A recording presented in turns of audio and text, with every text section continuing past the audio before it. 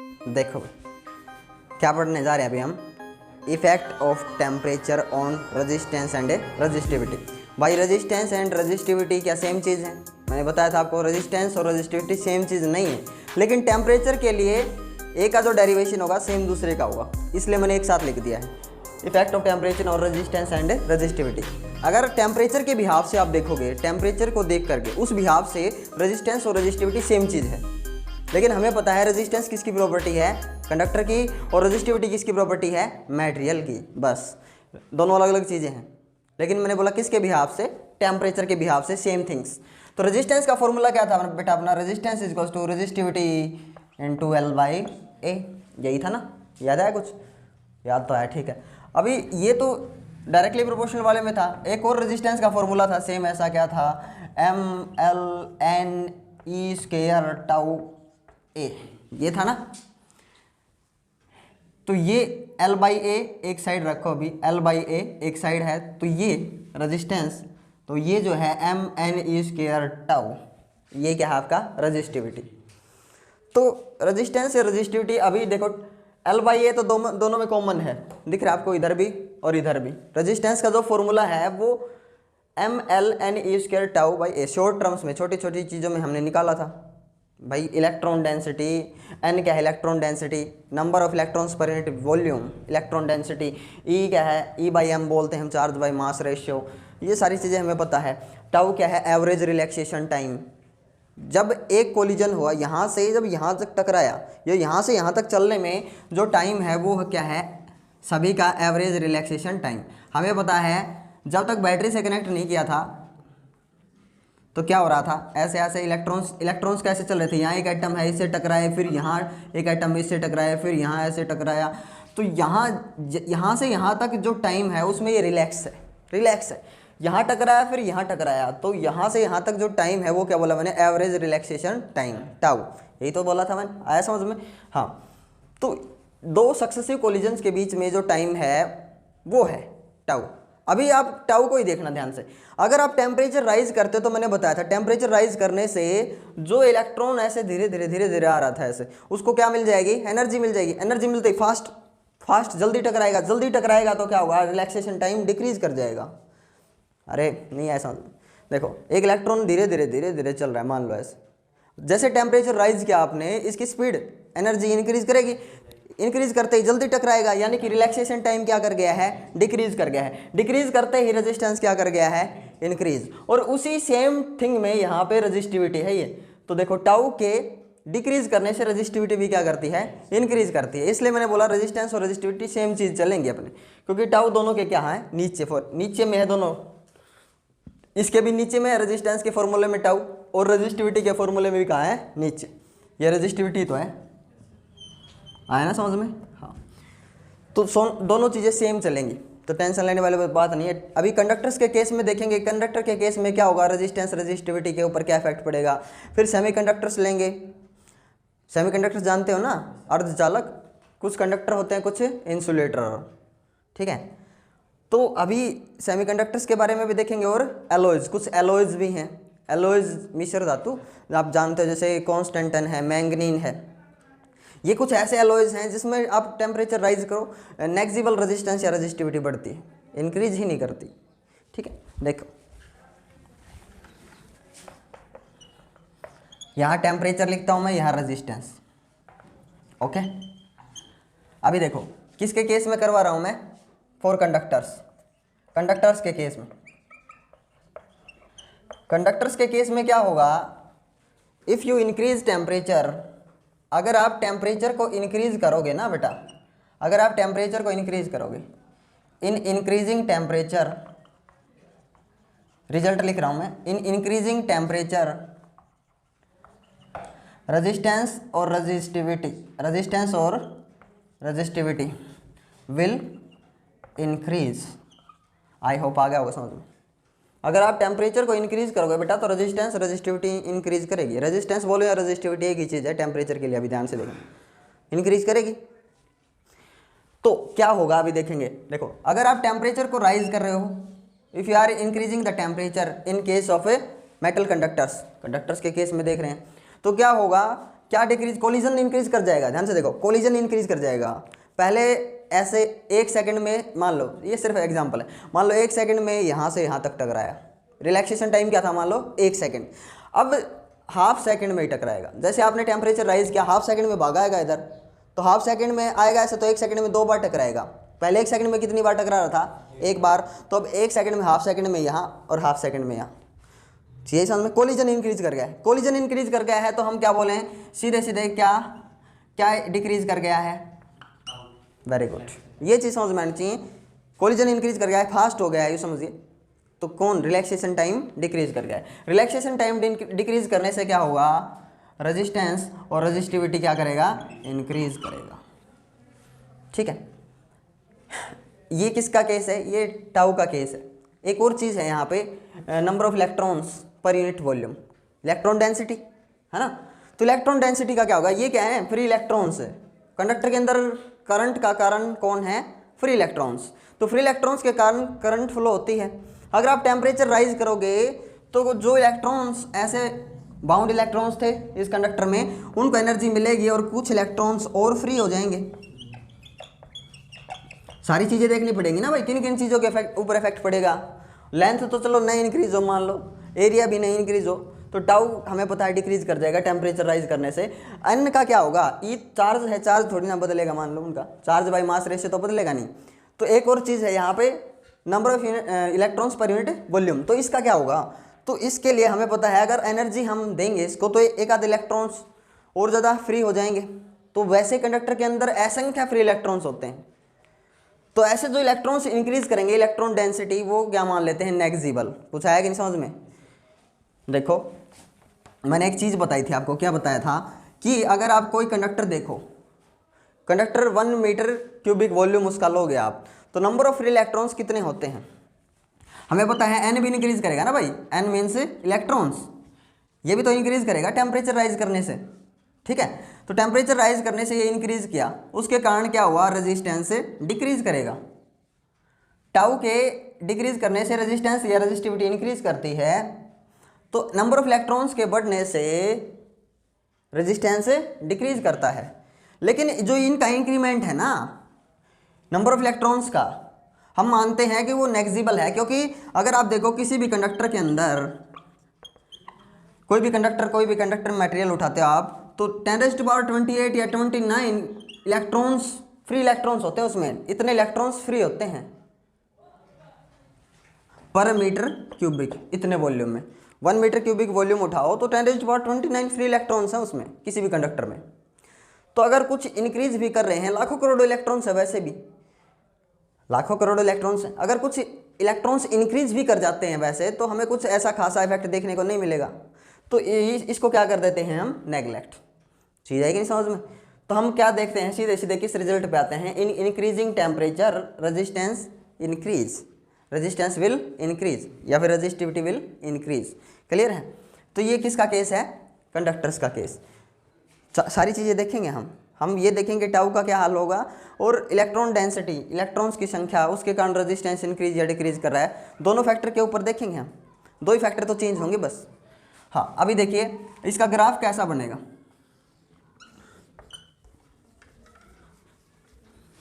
यहाँ पे है टेम्परेचर को राइज कर रहे हैं, और इधर ये जो ग्राफ है रेजिस्टेंस या रेजिस्टिविटी, एक्स एक्सिस टेम्परेचर और ये रेजिस्टेंस या रेजिस्टिविटी।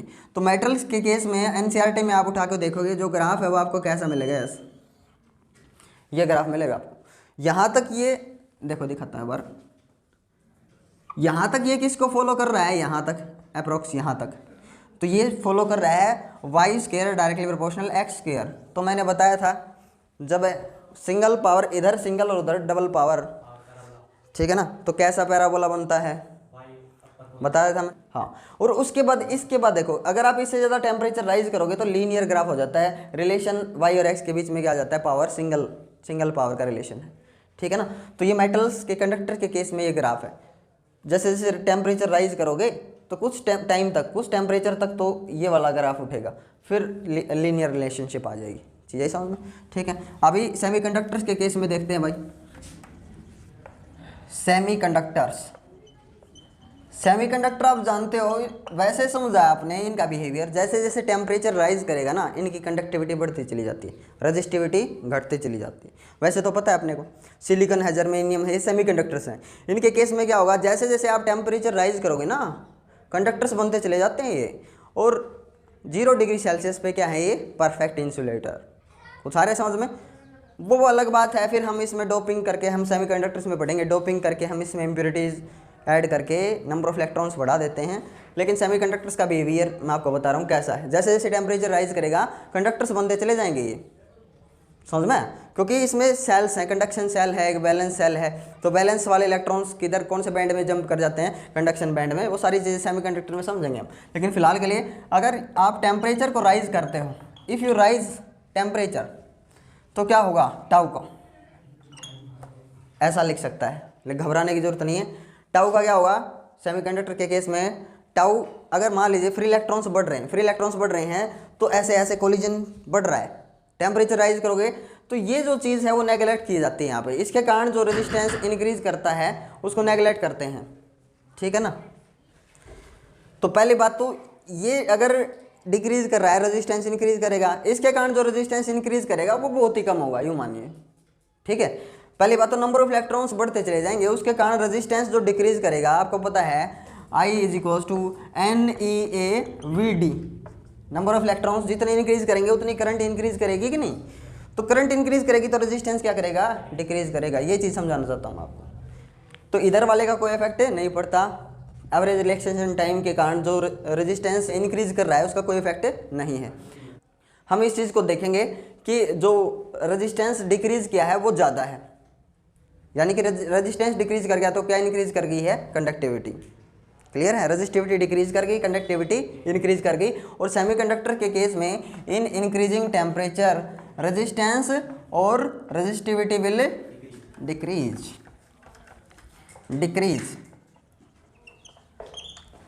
यहाँ लिख देता हूँ इसका फॉर्मूला, रेजिस्टेंस mL/NE²τA, बस, ठीक है ना। एलॉयज के केस में क्या है, एलॉयज क्या है आपको पता है, मिश्र धातु, कॉन्स्टेंटन है, ठीक है, निक्रोम है, हमें पता है निक्रोम वायर। निक्रोम वायर हम यूज़ करते हैं हीटर में एज ए हीटिंग फिलामेंट, पता है आपको, ठीक है। निक्रोम है, कॉन्स्टेंटन है और मैंगनीन है। सो ये ऑल दीज आर एलॉयज। तो एलॉयज के केस में क्या होता है, अगर आपको कोई एक्सपेरिमेंट करना है, जैसे हम पढ़ेंगे पोटेंशियोमीटर, तो पोटेंशियोमीटर में एक वायर होती है, तो वो वायर आप कौन सी चूज़ करोगे भाई, टेम्परेचर राइज कर रहा हो तो उसके रेजिस्टेंस पे कोई इफेक्ट ना पड़े, क्योंकि रेजिस्टेंस अगर बदला तो हमारी जो भी कैलकुलेशन है उनमें एरर आएगी। तो फिर हम उस वायर को संभालते फिरेंगे या एक्सपेरिमेंट करेंगे, ये बताइए, क्योंकि उसमें भी तो इफेक्ट पड़ेगा ना, रेजिस्टेंस बदल जाने से सारी रीडिंग्स गलत हो जाएंगी अपनी। तो हम एक ऐसी वायर चूज़ करेंगे जिसमें करंट पास करवाने पर उसका रेजिस्टेंस ना इंक्रीज करे, टेम्परेचर बढ़ा तो रेजिस्टेंस इंक्रीज ना करे। अब आप कहोगे सर टेम्परेचर बढ़ेगा ही क्यों, टेम्परेचर बढ़ाने की जरूरत ही नहीं है। तो भाई हम थोड़ी ना बढ़ाएंगे, टेम्परेचर अपने आप बढ़ जाएगा, क्योंकि जब एक वायर में चार्जेस फ्लो करेंगे, करंट चलेगा, तो उसके कारण कोलिजन के कारण हीट, और हीट के कारण आपको पता है टेम्परेचर राइज अपने आप कर जाएगा, करने की ज़रूरत नहीं है। तो जैसे ही टेम्परेचर राइज किया, आपको पता है कंडक्टर्स के केस में क्या हाल होगा। तो हम ऐसे वायर चूज़ करेंगे ना जैसे जिनका रेजिस्टेंस बदले ही ना, रेजिस्टिविटी बदले ही ना। तो निक्रोम है, कॉन्स्टेंटन है, मैंगनीन है। इसमें क्या है, टेम्परेचर राइज करने पे, टेम्परेचर जैसे राइज किया आपने, टाउ का क्या होगा, टाउ विल डिक्रीज। देख लो भाई, tau will decrease, tau decrease कर जाएगा, फास्ट टकराएंगे, तो resistance will increase, resistance increase कर जाएगा। लेकिन उसी तरफ दूसरी तरफ एक और फैक्टर है, number of electrons per unit volume, electron density increase कर जाएगी, और इसके कारण रेजिस्टेंस क्या कर जाएगा, डिक्रीज। और इसके कारण टाउ के कारण जो रेजिस्टेंस इंक्रीज किया था उतना ही मान लो रेजिस्टेंस क्या कर गया है, डिक्रीज। और इन्होंने एक दूसरे को क्या कर लिया है, बैलेंस। चीज़ है नहीं समझ में, हाँ। तो जितना टाउ के कारण रेजिस्टेंस राइज, रेजिस्टिविटी राइज करती है, उतना ही नंबर ऑफ इलेक्ट्रॉन्स अगर बढ़ते हैं तो मान लीजिए रेजिस्टेंस डिक्रीज कर जाता है, मेंटेन रहता है, ऐसे बैलेंसिंग रहती है। तो जो इसका ग्राफ है सेमीकंडक्टर का ग्राफ मैंने आपको समझा नहीं। सेमीकंडक्टर के केस में जो ग्राफ था वो कैसा बनेगा, ये टेम्परेचर और इधर क्या है, रेजिस्टेंस और रजिस्टिविटी। तो इस सेमीकंडक्टर के केस में ये था भाई ग्राफ, ये ग्राफ बनेगा। जैसे जैसे टेम्परेचर आप राइज करोगे रजिस्टिविटी डिक्रीज करेगी, बस यही तो समझा रहा था, रेजिस्टेंस या रजिस्टिविटी डिक्रीज करेगी। और इसके केस में क्या होगा, एलओएच के केस में, एलओएच के केस में भाई ये टेम्परेचर, ठीक है, अब ये है इसका रेजिस्टेंस और रजिस्टिविटी।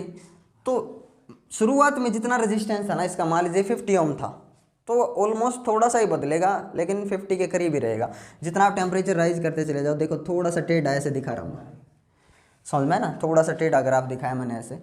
जितना ज़्यादा थोड़ा थोड़ा टेम्परेचर राइज करेगा, थोड़ा सा ऐसा ग्राफ, मतलब थोड़ा सा चेंज हुआ रेजिस्टेंस, कितना, थोड़ा सा, दिख रहा है आपको, ठीक है ना। हाँ, अभी रेजिस्टेंस एग्जैक्टली देखना चाहते हैं कि कितना चेंज होगा।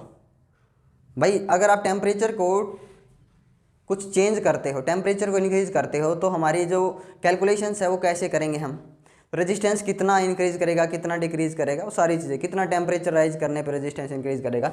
देखिए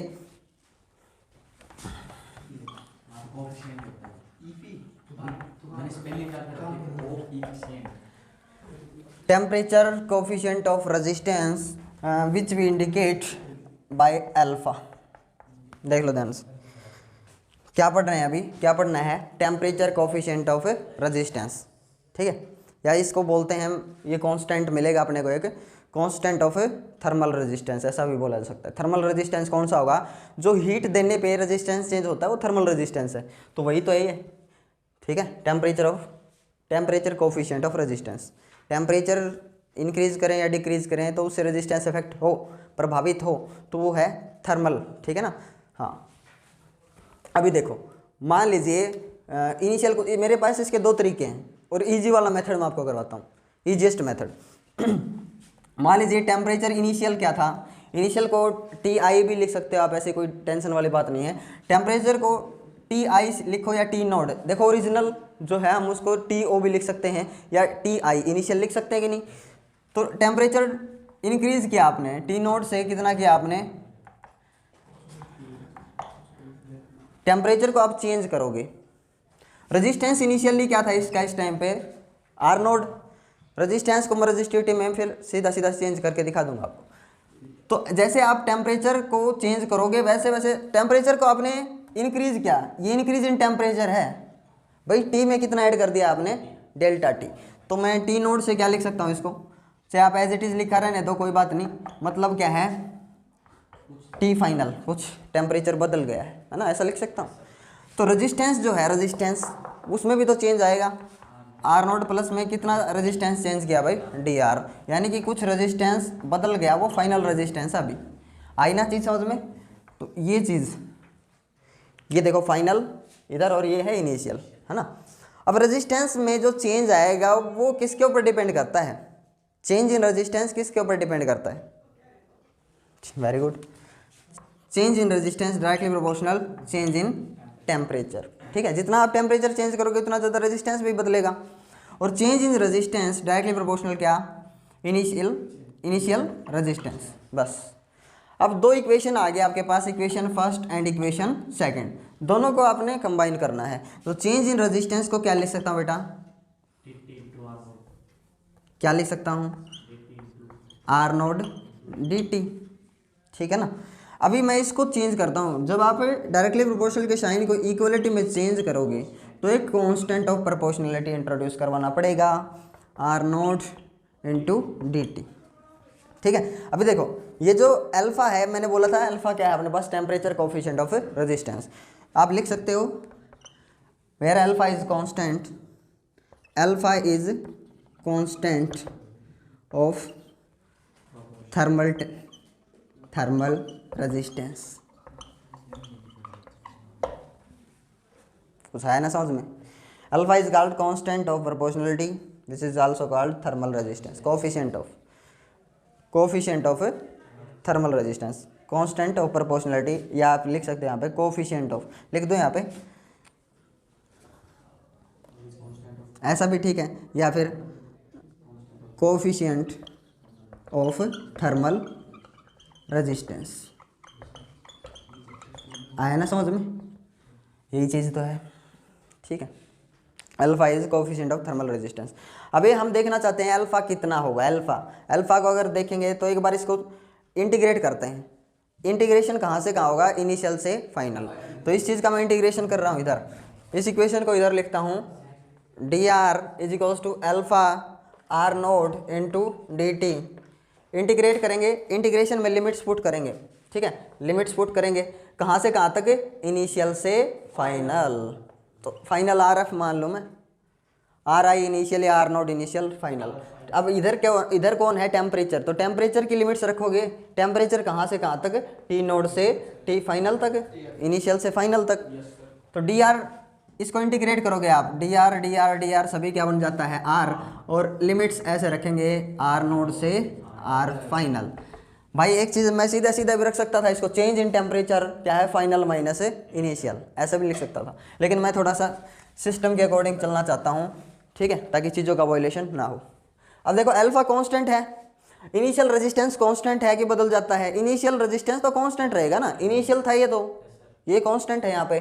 तो अल्फा और आर बाहर आ जाएंगे और इंटीग्रेशन सिर्फ किसका होगा, टी का, डी टी जुड़ के क्या बन जाएगा, टी, और ऐसे इसकी लिमिट्स टी इनिशियल से टी फाइनल रख दो यहाँ पे। Resistance final upper limit minus में lower limit is equals to alpha R upper limit T final minus T initial, क्या लिख सकता हूँ, चेंज इन टेम्परेचर, कोई प्रॉब्लम तो नहीं। और ये इनिशियल रेजिस्टेंस है ये आर नोड। अब आर नोड को उधर ले जाओ, resistance final is equals to क्या आ जाएगा, आर नोड प्लस क्या हो जाएगा उधर जाके, प्लस है alpha R naught delta T, change in temperature है ना डेल्टा टी अपना, ठीक है, कोई प्रॉब्लम। आर नोड कॉमन आ जाएगा, तो R F is equals to R naught common क्या आ जाएगा, 1 plus alpha into delta T. ये अपनी फेमस इक्वेशन रहेगी न्यूमेरिकल्स को सॉल्व करने में, ठीक है ना, फेमस इक्वेशन है अपनी। आर एफ क्या है, फाइनल, आर नोड क्या है, initial, 1 plus alpha coefficient of thermal है ना, थर्मल रेजिस्टेंस, डेल्टा टी का change in temperature. Very good. एक बार देख लो इसको, फिर मैं इसको दिखाता हूँ आपको लिख करके कि ये इक्वेशन है क्या, है ना। और यहाँ से मैं अल्फा भी निकाल सकता हूँ, एग्जैक्ट अल्फा देखो कहाँ से आ जाएगा, यहाँ से देखो, इस इक्वेशन से अल्फा का जो फॉर्मूला है आर एफ माइनस में आर नोड और डेल्टा टी, ये आ गया alpha coefficient of thermal resistance. बस यही चीज़ तो समझाना चाहता हूँ मैं आपको, what is meant by alpha. अभी अल्फा का यूनिट देखिए, अल्फा का यूनिट क्या होगा, ये देखो चेंज इन रेजिस्टेंस, कुछ रेजिस्टेंस है, इसका यूनिट को क्या कर देगा, कैंसिल कर देगा, सिर्फ क्या है टेम्परेचर, तो टेम्परेचर का यूनिट बचेगा। तो अल्फा का जो यूनिट होगा वो क्या होगा, या तो पर केल्विन, केल्विन नीचे है तो ऊपर ले जाके -1, या फिर क्या लिख सकते हैं पर डिग्री सेल्सियस, समझ में ना। ये alpha coefficient of thermal resistance का यूनिट लिख दिया मैंने। तो अल्फा क्या है, what is alpha, coefficient of thermal resistance क्या है, या टेम्परेचर कोफिशिएंट ऑफ रेजिस्टेंस क्या है। देखो ध्यान से इसकी डेफिनेशन, इंक्रीज इन रेजिस्टेंस, भाई इंक्रीज हुआ है कि नहीं, फाइनल ज़्यादा था और ये कम था तो इंक्रीज बोलूँगा ना, increase in resistance per unit original resistance per unit change in temperature. बस आया ना समझ में, हाँ कर दूँ क्लियर। अभी मेरे पास जो इक्वेशन आई है ये वाली, इसमें दिखाता हूँ आपको कंडक्टर्स के लिए, सेमीकंडक्टर्स और एलॉयज।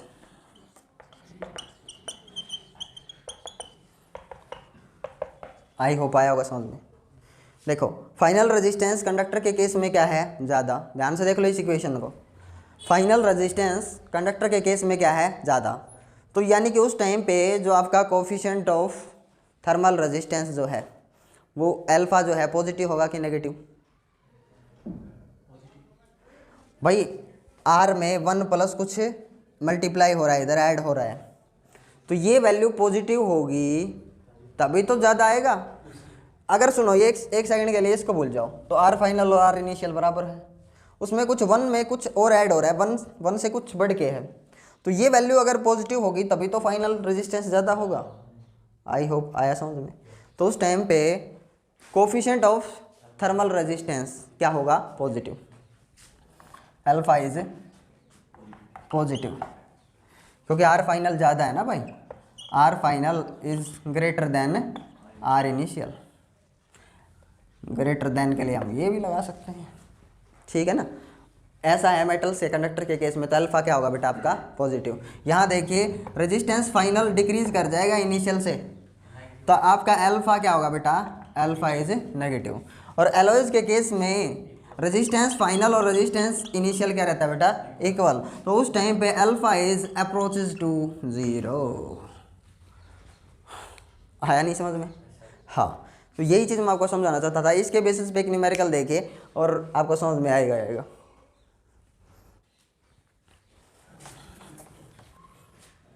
देखो numerical, resistance of A heater filament is 100 ohm at room temperature